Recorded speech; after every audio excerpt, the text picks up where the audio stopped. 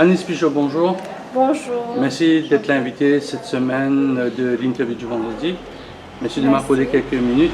Vous êtes responsable de l'ONG Le Pont du Tamarinier. Le Pont du Tamarinier. C'est un bon nom. Comment vous avez choisi ce nom? L'idée du Pont du Tamarinier, c'est faire le pont, justement, être une ONG qui fait le pont entre ceux qui ont et ceux qui n'ont pas, et agir vraiment comme un agent qui va aider les personnes à trouver les ressources qu'ils auront besoin pour leur accomplissement. Quand vous dites un agent pour les aider dans leur accomplissement, qu'est-ce que vous voulez? Quel est l'objectif de votre ONG? L'historique du Pont du Tamarinier débute avec un projet de relogement social, tout d'abord. Et à l'époque, il y a des personnes qui ont découvert qu'il y avait des gens qui vivaient dans des situations bien précaires à Rivière-Noire. Et ils ont décidé d'aider ces personnes et de faire un projet de relogement social. Et à l'époque, c'était un projet entre le gouvernement, le privé et les personnes de la population de Rivière-Noire. Donc, ils ont décidé de travailler ensemble. Et c'est là que naît ce pont-là. Il y avait des personnes qui avaient le terrain pour reloger ces personnes. Là, le Pont du Tamarinier intervient, commence son intervention à cette époque, en l'an 2000, pour plaidoyer pour ces personnes et voir avec le gouvernement comment construire les maisons NHDC sur un terrain privé. Et c'est là qu'est né le village du Tamarinier. Le Tamarinier, c'était un tamarinier, un noble lui-même, qui se trouvait sur ce terrain. Et toutes les petites cases en tôle étaient sous ce grand arbre-là. Et on peut dire aujourd'hui que ce tamarinier-là, c'est un symbole et c'est un témoin de la transformation qu'il y a eu dans ce village-là. Et puis, on a élargi nos actions parce qu'on a réalisé qu'il n'y avait pas, à l'époque, ça s'appelait Camp Lacolle, pas que le Camp Lacolle qui avait besoin de relogement, mais qu'il y avait d'autres petits villages, comme le village de Caradas, aujourd'hui, qui vivent toujours dans des situations précaires et qu'on est encore en train de lutter et à faire ce pont, justement, pourquoi avec dans les ce cas-là, c'est autorités. difficile de faire ce pont-là, Annelise? Pourquoi c'est pas autant facile? De temps en temps, et comme s'il n'y a pas tous les facteurs qu'il faut, les ressources, on n'a pas toutes les ressources nous-mêmes, et on ne veut pas qu'il y ait de déracinement pour les familles, parce qu'il y a beaucoup de familles pêcheurs et tout, et c'est difficile de trouver du terrain à Rivière-Noire pour reloger les personnes. Donc, voilà comment ça devient complexe et on ne peut pas le faire seul. On n'a pas les fonds pour le faire seul, donc on attend le gouvernement pour nous aider. Mais cette collaboration, il y a des critères bien spécifiques et qui fait que si le terrain qu'on propose n'est pas approprié pour le relogement, on doit chercher d'autres terrains. Et c'est donc là ce sont les aléas de cette activité-là. Oui. Au bout de 19 ans, qu'est-ce que vous faites comme bilan? Vous êtes satisfait? Vous dites pourrait mieux faire? On a presque tout, ou bien vous êtes dans un sentiment, bon, il y a ceci qui n'a pas marché, il y a cela, on n'a pas eu cela, on n'a pas pu, comme si, bien amalgamer ce ciment pour créer ce pont-là? Alors, moi je dirais un peu de tout, parce qu'il y a des choses qui marchent très bien, il y a des choses qui sont un peu plus lentes que d'autres. Le projet de relogement prend beaucoup de temps. Pour Caradas, on est arrivé à la 7e année qu'on est encore en train de lutter pour faire ce projet, réaliser ce projet-là. Mais on ne perd pas espoir et on continue à lutter. On a beaucoup d'autres ONG de la région qui nous aident aussi, comme le collectif Rivière-Noire, qui nous aide beaucoup pour ce projet-là, pour que ça voie le jour. Mais c'est pas tout de donner un toit à une personne. Il y a toute la dynamique de la famille, l'autonomisation des personnes, il y a l'éducation des enfants. Ben, notre projet éducatif a un franc succès en ce moment et s'améliore de jour en jour. On arrive à tirer les enfants qui ont un niveau très bas à l'école et on arrive à les donner le soutien dont ils ont besoin pour continuer et aller plus haut dans leurs études et les canaliser aussi quand il y a besoin. Donc, quand vous parlez système éducatif, donc vous faites un genre de leçon particulière qui on appelle ça support éducatif. Ça veut dire, support éducatif. Vous prenez depuis le grade 1 à grade 6 ou bien vous intervenez à partir de grade 4, grade 5, grade 6? À partir de tout petit, donc les 4 ans à 6 ans, ils ont 1 heure de temps par jour de suivi entre le lundi et le vendredi. Et puis les 7 ans à 12 ans, et même 7 ans jusqu'à 14 ans, on fait un suivi éducatif avec eux. Quand vous dites suivi, c'est quoi le suivi? Expliquez-moi un peu, c'est quoi le suivi? Il y a plusieurs aspects au suivi. Nous avons une psychologue qui travaille avec nous, qui fait un suivi pédagogique, le comportement de l'enfant. Elle fait des assessments avec les enfants pour voir s'il y a un retard par rapport à la façon d'apprendre, etc., qu'on peut ajuster en mettant des actions et des activités en place tailor-made pour l'enfant, pour les aider. Mais ça demande une grosse équipe, ça, parce que tous les enfants ne sont pas pareils quand on fait du tailor-made.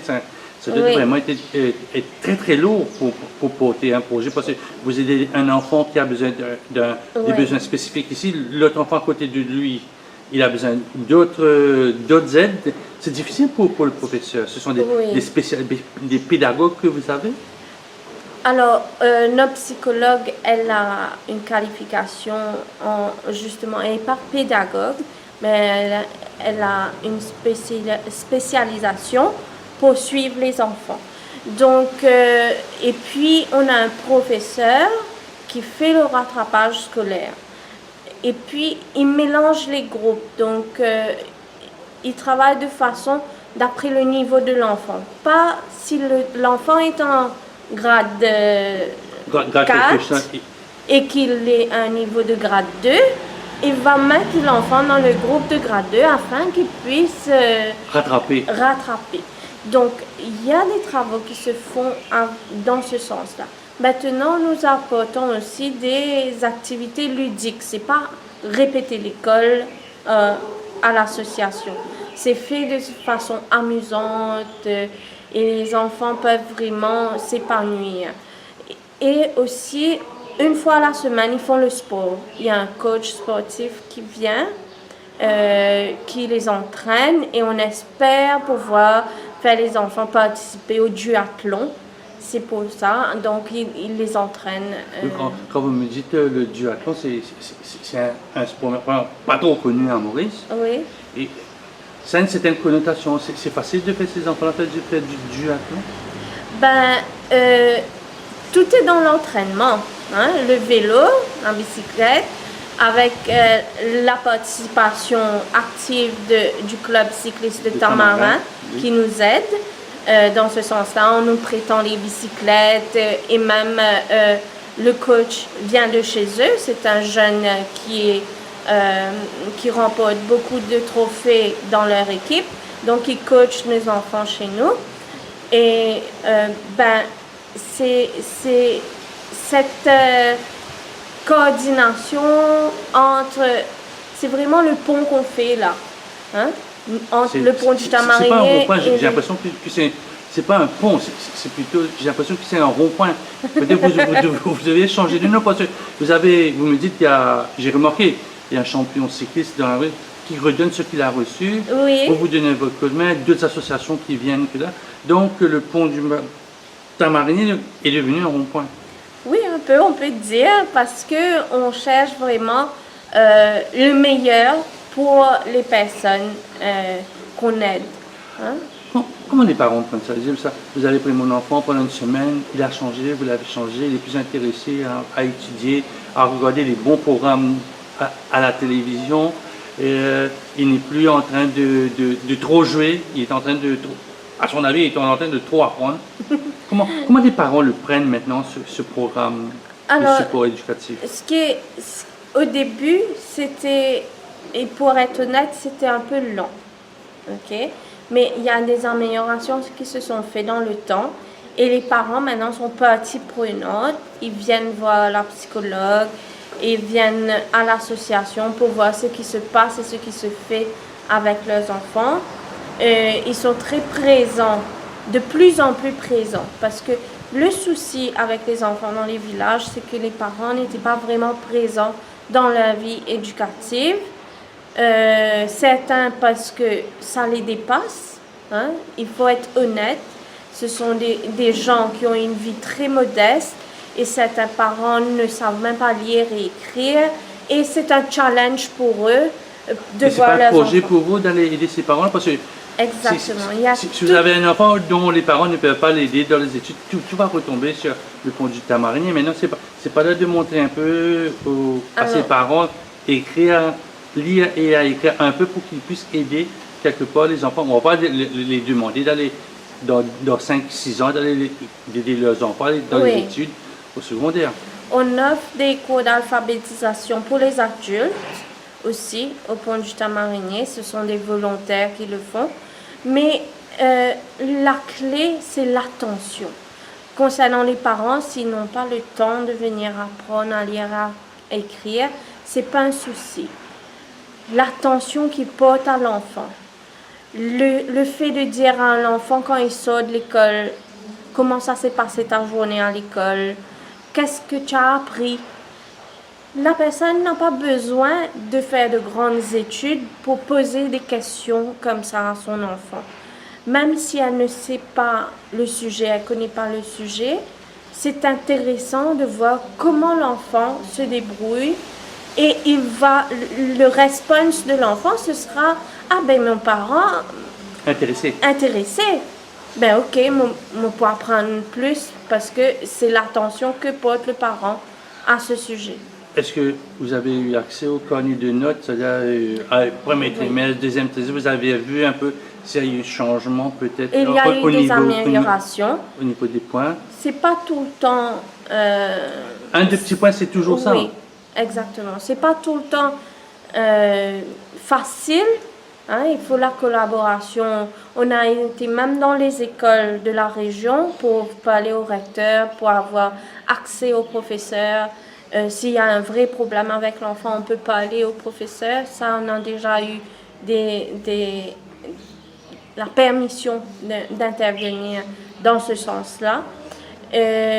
Donc, au sujet du projet, comme si de l'accompagnement éducatif, on s'améliore tout en faisant, hein, au fil du temps. C'est comme le cuisinier. Donc, voilà, exactement. On ajoute de meilleurs ingrédients et on va de l'avant.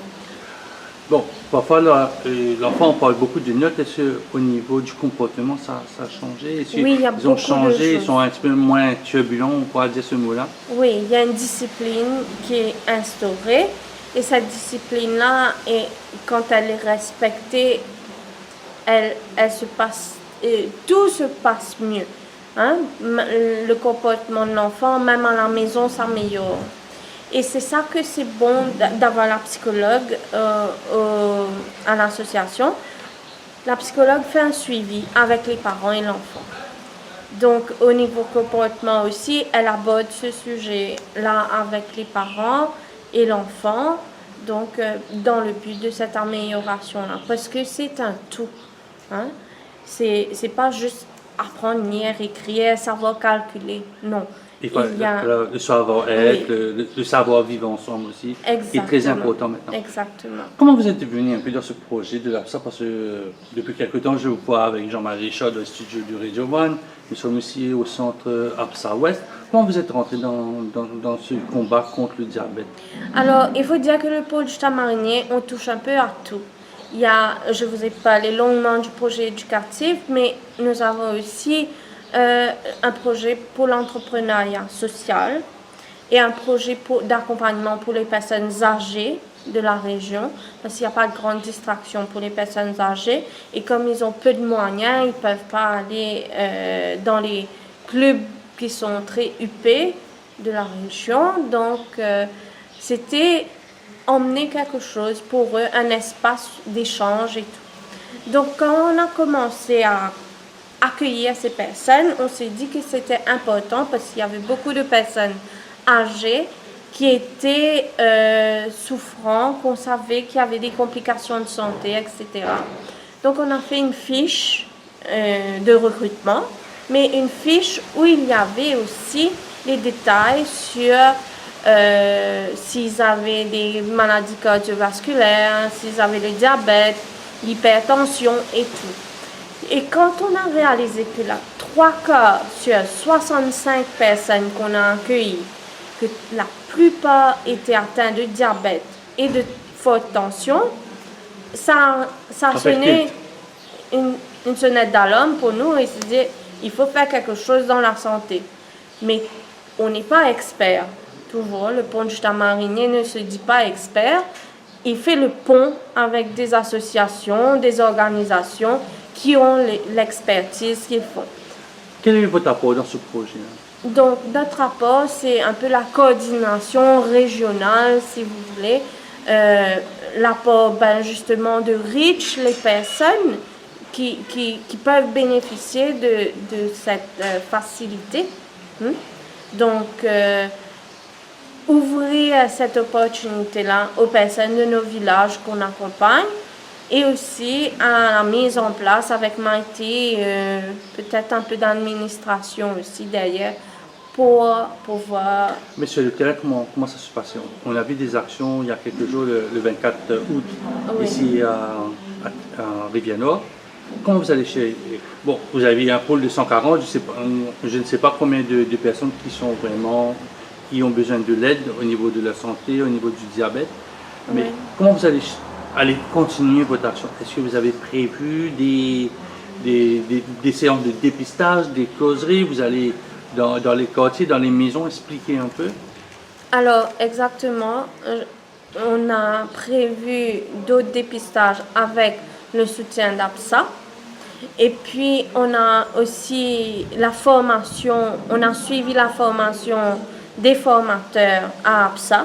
Donc, la plupart de mes social workers sont formés pour faire des séances de suivi eux-mêmes.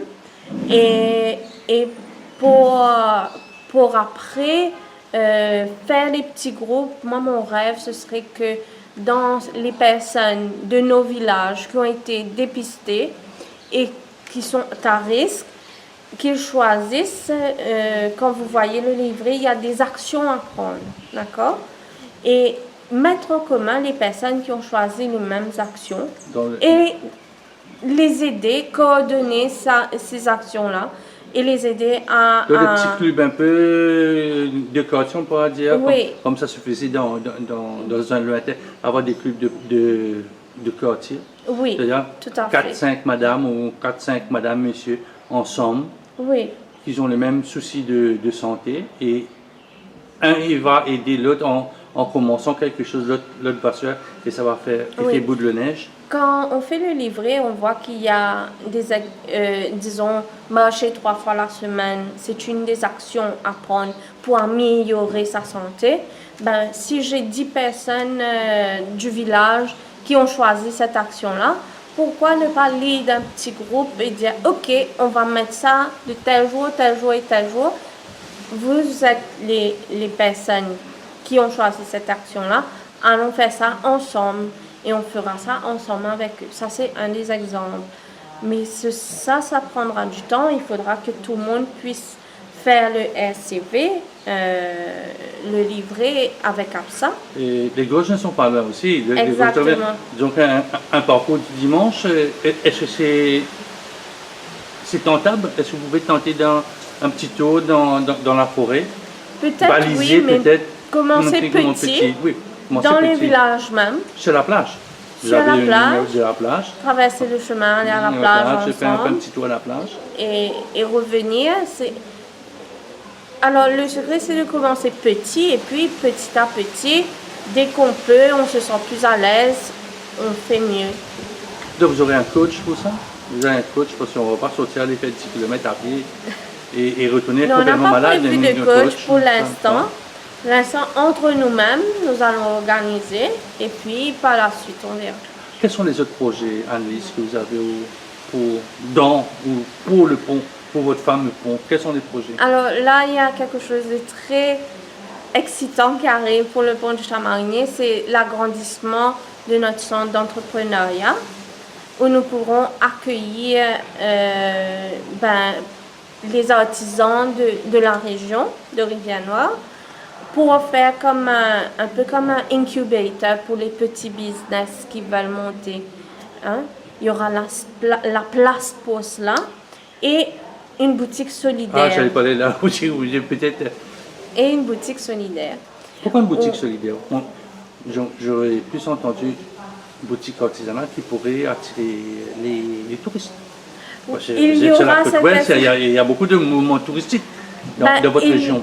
La boutique artisanale, elle est presque faite, on peut dire. Il y a un workshop pour l'artisanat déjà. Alors l'agrandissement nous permettra d'avoir la boutique artisanale, mais aussi cette boutique solidaire. Donc la boutique solidaire, le but ce sera vraiment de faire avoir des produits de maison de bonne qualité à des petits prix pour les personnes de la du région. Made in Maurice, comme on veut le dire, Made in Mauritius, pas les Mauriciens, pour les Mauriciens et les étrangers aussi. Oui, tout à fait. Ça, c'est plus pour l'artisanat. Mais pour la boutique solidaire, ce sera plutôt des produits, disons, de seconde main. Quand vous dites solidaire de seconde main, c'est-à-dire quoi? Un genre de marché aux puces? Oui, c'est plus un peu... Un peu de ce style-là aussi. Parce que je sais que le marché aux puces dans Rivière-Noire, ça attire des personnes depuis Varois, depuis Floria, depuis Québec qui viennent ici. Vous rentrez un peu dans le moule, là. Mais là, c'est plus pour que ce soit accessible aux villageois. Hein? Pour que ce soit au cœur du village, pour que les personnes... Parce que, comme vous dites, comment ça se passe ici, les marchés sur Tamarin, Cap Tamarin, premièrement, c'est loin pour eux en bus. Surtout s'ils doivent acheter beaucoup de choses. Hein? C'est assez loin. Et parce qu'ils n'ont pas de voiture et tout. Les personnes qui viennent en van, comment rivaliser avec ce marché? Les personnes qui viennent en van de Varois, qui achètent presque tout et qui repartent. Tandis que là, ce sera pour eux, pour Rivière-Noire et pour les personnes... Un peu plus fermé, un peu plus fermé. Vous me dites. Oui, un peu plus au cœur du village et pour les villageois. Est-ce que ces femmes, je ne sais pas, hommes ou femmes entrepreneurs, adhèrent au projet? Ils sont satisfaits? Ils sont contents de participer dans quelque chose de Ils solidaire? attendent que ça. Ils attendent que ça. La partie solidaire, ce sera pour nous aider à lever les fonds aussi pour renverser sur ces projets-là maintenant, hein, pour la formation peut-être de certains, pour le démarrage de certains business qui verraient le jour et aussi pour soutenir certaines familles qui sont dans le besoin. Donc ça, c'est notre but pour l'avenir au pont du Chamarinier concernant l'entrepreneuriat. Dans ce style d'activité-là, Annelise, est-ce que c'est facile de faire l'autofinancement? C'est un genre d'autofinancement, ça? Oui, mais comment dire? Ce ne sera pas pour payer nos effectifs ou nos ressources personnelles hein, au niveau de l'association. Ce sera plutôt pour aider les familles. C'est-à-dire ça retourne dans... Vous recyclez, quoi, vous avez Oui. fait. Nous avons un projet d'upgrading qui obtient de moins en moins de fonds. Et le upgrading, c'est agrandissement des maisons, hein, parce qu'on sait qu'ils vivent dans de toutes petites maisons et qu'il y a de grandes familles. Et les enfants grandissent. C'est pour ajouter une cuisine, ajouter une chambre Et ça, tous les années, le montant, et c'est la réalité qu'on fait face au pont du Tamarinier, le montant qui est alloué à ce projet diminue d'année en année, mais le besoin est toujours là. s'agrandit parce que les enfants se marient et ont des enfants à eux. Ils aimeraient pouvoir agrandir en haut, monter un étage, etc. Donc, dans le passé, on offrait un peu de matériaux et tout. Maintenant, ça devient plus difficile pour nous de le faire. Donc, avec ce budget qui se rajouterait à l'ONG, peut-être qu'on pourra aider plus de familles dans ce sens. Qu'est-ce que je peux vous souhaiter, Agnès? Qu'est-ce que je peux vous souhaiter? Premier d'abord, je pense aux personnes de Caridas. Que ce village puisse voir le jour. Que la construction de ces maisons, il y a 46 familles en attente qui vivent avec des problèmes d'eau, des problèmes de sanitaire, des problèmes d'électricité, et qu'ils puissent obtenir leur chez eux. Ça, c'est la première chose. Et puis, qu'on puisse continuer notre accompagnement pour l'autonomisation de ces personnes dans les villages de Rivière-Noire. Agnès Pigeot, merci beaucoup. Merci Jean-Claude.